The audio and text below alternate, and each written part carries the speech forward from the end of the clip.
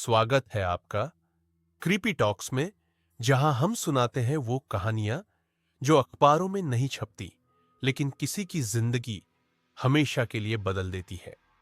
तीन दोस्त, एक रहस्यमयी किताब और एक आत्मा जो सिर्फ कानों में बोलती है पर मारती पूरे शरीर को है। राजस्थान के अलवर जिले से आई है ये दास्तान, जहां लालच ने दोस्ती को धोखा बना दिया और एक तांत्रिक आत्मा ने सबको बर्बाद कर दिया। नाम है उसका कर्ण पिशाचिनी, जो एक बार आ जाए तो जीवन भर कान से जाती नहीं। अगर आप अकेले सुन रहे हैं तो एक बार पीछे जरूर देख लीजिए, क्योंकि कहानी अब शुरू होती है।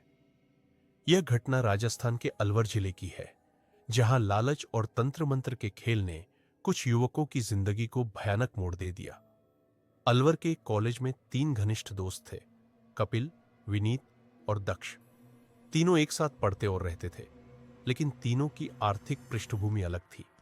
कपिल और विनीत धनी परिवारों से थे, महंगी गाड़ियां और ऐशो आराम उनकी जिंदगी का हिस्सा थे, जबकि दक्ष एक गरीब परिवार से था। आर्थिक अंतर के बावजूद दोस्ती गहरी थी, पर भीतर ही भीतर दक्ष अपने अमीर दोस्तों से ईर्ष्या करता था। वह मन में ठान चुका था कि उसे भी बहुत पैसा कमाकर उन्हीं की तरह रईसी दिखानी है। दक्ष जल्द से जल्द अमीर बनने की जुगत में लगा रहता था। दिन रात उसके दिमाग में यही ख्याल रहता कि ऐसा क्या करे जिससे रातों रात मालामाल हो जाए। वह अच्छे बुरे हर तरह के रास्ते खोजता, शेयर बाजार, सट्टेबाजी, जुआ, कुछ भी जिससे पैसा बने। एक दिन उसे कॉलेज के पुराने पुस्तकालय के कबाड़ से एक रहस्यमयी किताब हाथ लगी। उस किताब ने उसकी जिंदगी हमेशा के लिए बदल दी। यह पुरानी किताब तंत्र मंत्र और सिद्धियों से भरी पड़ी थी। पन्ने पीले पड़ चुके थे और उस पर विचित्र चित्र बने थे। दक्ष ने उत्सुकतावश उसे पढ़ना शुरू किया।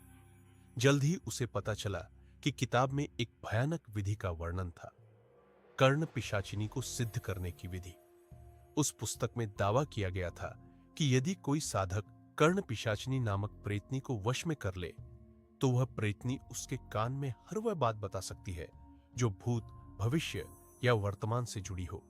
यानी संसार का कोई रहस्य उससे छिपा नहीं रहेगा, न धन का, न विजयी होने का। साधक चुटकियों में अपार धन और सफलता पा सकता है, लेकिन इस सिद्धि को प्राप्त करना अत्यंत कठिन और खतरनाक बताया गया था। दक्ष के मन में लालच का बीज पनप चुका था। उसने निश्चय किया कि चाहे जान पर बनाए, वह कर्ण पिशाचिनी की सिद्धि प्राप्त करके रहेगा। उसने किताब के अनुसार तैयारियां शुरू कर दी।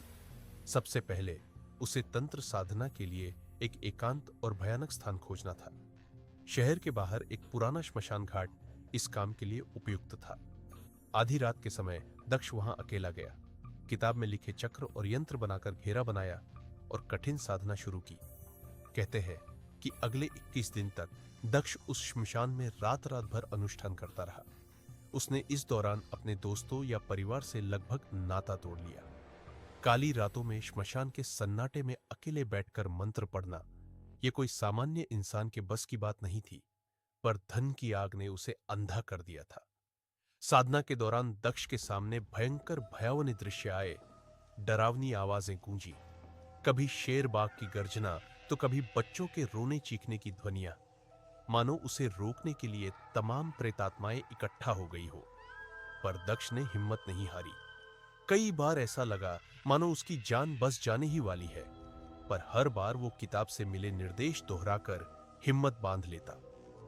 21वीं रात जब पूर्णिमा का चांद आसमान में था, दक्ष ने अंतिम विधि संपन्न की।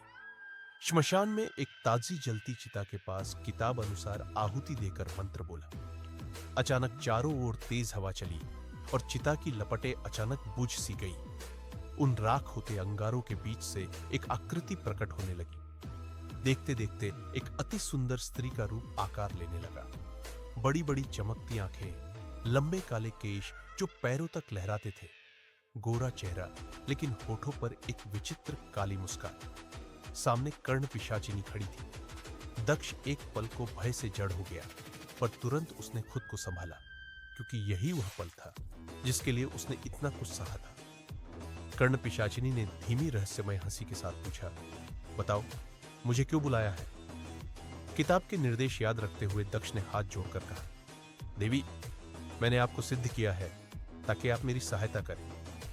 बदले में मैं आपको आदरपूर्वक अपने जीवन में स्थान दूंगा। कर्ण पिशाचिनी ने तीखी नजर से उसकी ओर देखा। वह बोली, सुन लो मनुष्य, मैंने तुम्हारी साधना स्वीकार की है। मैं तुम्हारी इच्छाएं पूरी करूंगी, पर तुम्हें मुझे वचन देना होगा कि तुम मुझे कभी त्यागोगे नहीं। तुमने मुझे बुलाया है तो अब सदा मुझे अपने साथ रखना होगा, प्रेम पूर्वक। अगर तुमने वचन तोड़ा तो तुम्हारी मृत्यु निश्चित है। लालच में अंधे दक्ष ने बिना सोचे वादा कर लिया, मैं आपको अपनी प्रेमिका समान स्थान दूंगा और कभी आपका अनादर नहीं करूंगा। बस मुझे ढेर सारा धन, बड़ा घर और गाड़ी चाहिए। कर्ण पिशाचिनी हल्का सा मुस्कुराई और बोली, तथास्तु, तुम्हारी हर इच्छा पूरी होगी, लेकिन अपना वचन याद रखना। लोग अक्सर भूल जाते हैं और फिर मुझे उन्हें मारना पड़ता है। दक्ष ने सिर हिलाकर हामी भर दी।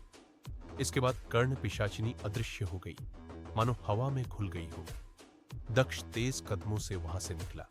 उसका दिल जोरों से धड़क रहा था। डर और उत्साह दोनों मिश्रित भाव थे। अगले ही दिन से उसके जीवन में चमत्कार होने शुरू हो गए। दक्ष जहां भी जाता, कर्ण पिशाचिनी एक अदृश्य साये की तरह उसके साथ रहती। वह किसी को दिखती नहीं थी, पर दक्ष के कान में वक्त वक्त पर भविष्य की सूचनाएं फुसफुसा देती थी। जैसे यदि दक्ष जुए में पांसा फेंकने वाला हो तो पहले ही बता देती कि कौन सा नंबर आएगा। कारोबार में कोई सौदा करने से पहले सफल परिणाम बता देती। इस तरह कुछ ही दिनों में दक्ष ने सट्टेबाजी और जुए में बहुत धन कमाना शुरू कर दिया। वह हर दांव जीतने लगा, कभी घुड़दौड़ में, कभी शेयर बाजार में। किस्मत हर बार उसके साथ होती। असल में वह कर्ण पिशाचिनी की शक्ति थी। कुछ ही हफ्तों में दक्ष माला माल हो गया। उसने एक बड़ी चमचमाती कार खरीद ली, शहर में आलीशान बंगला बनवाने के लिए जमीन ले ली और महंगे कपड़े पहनने लगा। जो लोग कल तक उसे तुच्छ समझते थे, अब उसके रौब के आगे सहमने लगे। उसके पुराने दोस्त कपिल और विनीत भी हैरान थे। अचानक उनके गरीब मित्र के पास इतना पैसा कहां से आ गया। शुरू में उन्होंने सोचा कि शायद दक्ष ने चोरी चकारी या कोई गैरकानूनी काम किया है। उन्होंने कई बार उससे जानना चाहा कि राज क्या है, पर दक्ष हर बार बात टाल जाता। कुछ महीनों तक यह सिलसिला चलता रहा। दक्ष दिन में ऐश करता और रात को एकांत में कर्ण पिशाचिनी के साथ वक्त बिताता। हालांकि वह किसी को दिखती नहीं थी, पर दक्ष उससे बातें करता, यूं कि लोग समझे वह खुद से बड़बड़ा रहा है। कभी कभी लोग उसे अकेले मुस्कुराते या किसी को खाने का निमंत्रण देते देखते, जबकि वहां कोई नजर नहीं आता। इससे शहर में कानाफूसी शुरू हो गई कि दक्ष कहीं पागल तो नहीं हो गया। लेकिन उसके धन और शोहरत को देखकर लोग ज्यादा सवाल नहीं करते थे। उधर कपिल और विनीत की जिज्ञासा बढ़ती जा रही थी। एक दिन उन्होंने तय किया कि वे छुपकर पता लगाएंगे कि माजरा क्या है।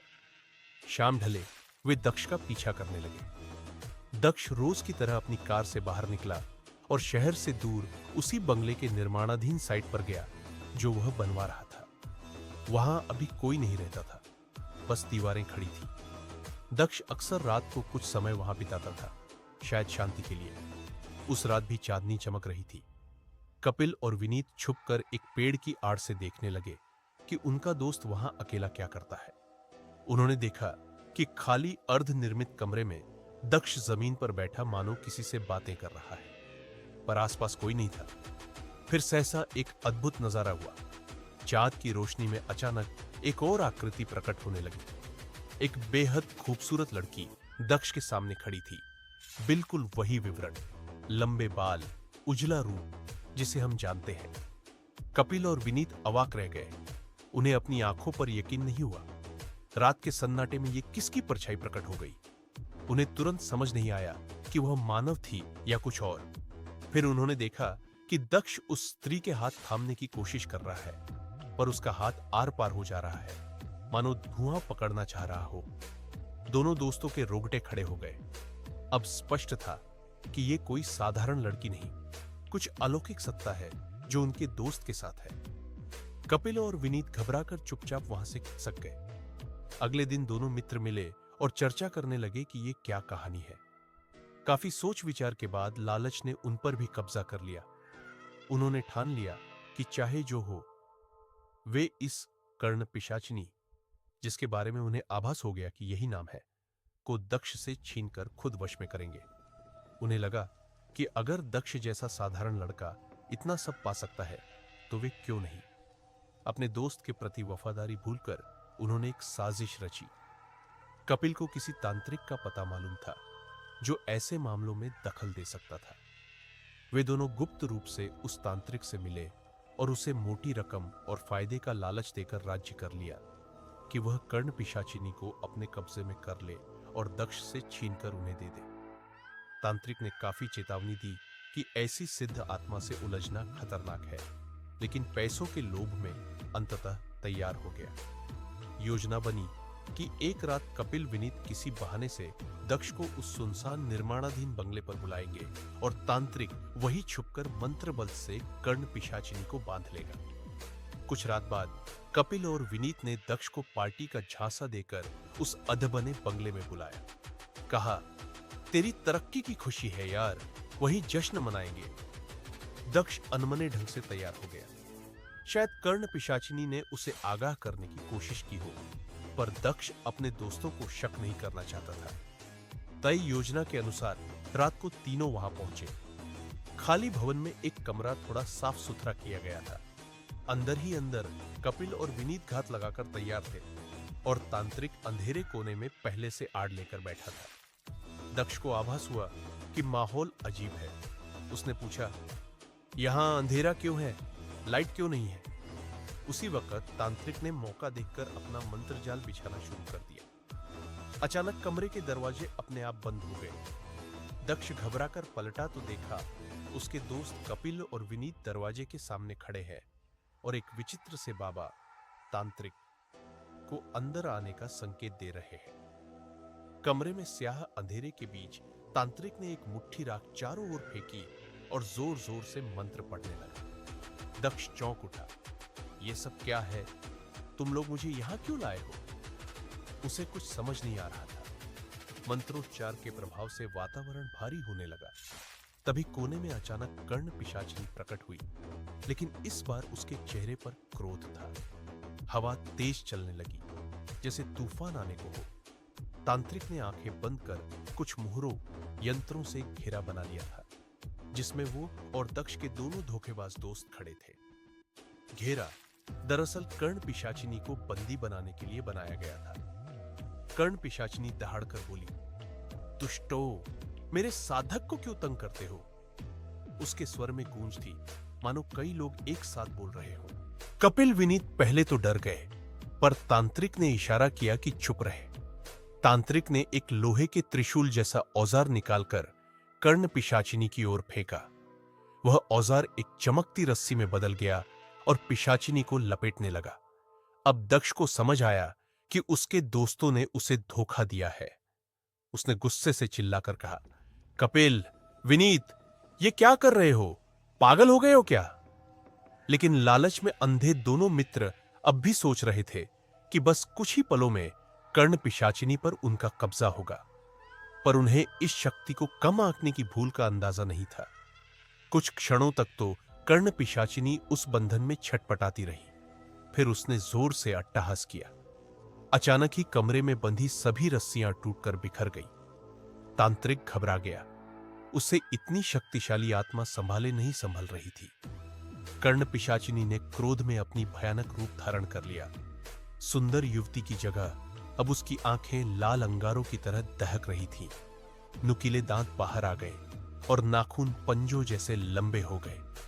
हवाएं बवंडर बन कमरे में घूमने लगी।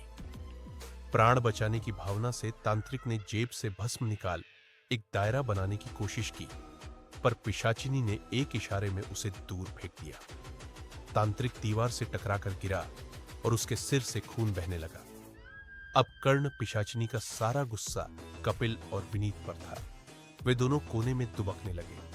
विनीत ने हिम्मत करके दरवाजा खोल भागना चाहा, पर दरवाजा जैसे किसी अदृश्य शक्ति ने बंद ही रखा था। पिशाचिनी हवा में तैरती हुई उनके पास आई। कपिल ने कांपते हुए हाथ जोड़ दिए, हमें माफ कर दो। हमसे गलती हो गई। उसकी टांगें कांप रही थी, लेकिन अब बहुत देर हो चुकी थी। कहते हैं उस रात उस अधूरे बंगले से भयानक चीखें सुनी गई। सुबह होने पर लोग वहां पहुंचे तो दृश्य देखकर सन्न रह गए। कपिल और विनीत दोनों मित्रों के शव वहां पड़े थे, चेहरे डर के मारे काले पड़े हुए, आंखें बाहर निकली हुई। शरीर पर ना कोई चोट थी ना खून, लेकिन दोनों की जान जा चुकी थी। पास ही एक तांत्रिक भी मरणासन्न हालत में मिला, जिसने बाद में अस्पताल में दम तोड़ दिया। दक्ष बेहोश मिला। वह जिंदा तो था, पर बुरी तरह चोटिल और बेहाल। उसे उठाकर होश में लाया गया। होश में आने पर वह पागलों की तरह चिल्लाने लगा, कर्ण पिशाचिनी, मेरी प्रेमिका कहां है? उसे मत ले जाओ। लोग दंग रह गए। बाद में जब पुलिस प्रशासन आई तो इस मामले को आपसी झगड़े में हुई हिंसा या जहर खाने जैसा कुछ बताकर रफा दफा कर दिया गया। मगर गांव और कॉलेज में असल कहानी कानों कान फैल गई कि दक्ष ने कर्ण पिशाचिनी नाम की प्रेत आत्मा को साध लिया था और उसके दोस्तों की लालच ने सबको बर्बाद कर दिया। खुद दक्ष की मानसिक स्थिति भी उस हादसे के बाद ठीक नहीं रही। कहते हैं कि इलाज के लिए उसे कहीं दूर भेजा गया। कुछ लोग बताते हैं कि वह आज भी जिंदा है, लेकिन ज्यादातर समय गुमसुम रहता है। न किसी से ज्यादा बात करता है, न किसी को पास आने देता है। वह अक्सर अकेले बैठकर अपने पास हवा में किसी से बातें करता देखा जाता है। शायद कर्ण पिशाचिनी अब भी उसके साथ है। इस घटना से एक बात साबित होती है, अंधाधुंध लालच और शॉर्टकट लेने की चाहत इंसान को कितना अंधा बना देती है। दक्ष ने जादुई ताकत पाकर अपार धन तो हासिल कर लिया, लेकिन इसके बदले उसे अपनी मानसिक शांति, अपने दोस्त और अपनी सामान्य जिंदगी सब खोना पड़ा।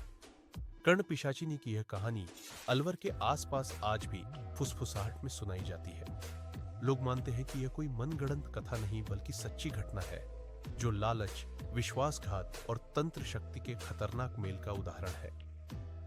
दक्ष जिंदा है, पर क्या वो अब भी अकेला है? या फिर वो आवाज अब भी उसके कानों में कहती है, तुमने मुझे बुलाया है, अब तुम मेरे हो, सदा के लिए।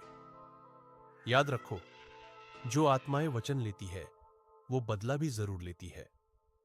ऐसी ही कहानियों के लिए क्रीपी टॉक्स को सब्सक्राइब करना न भूले।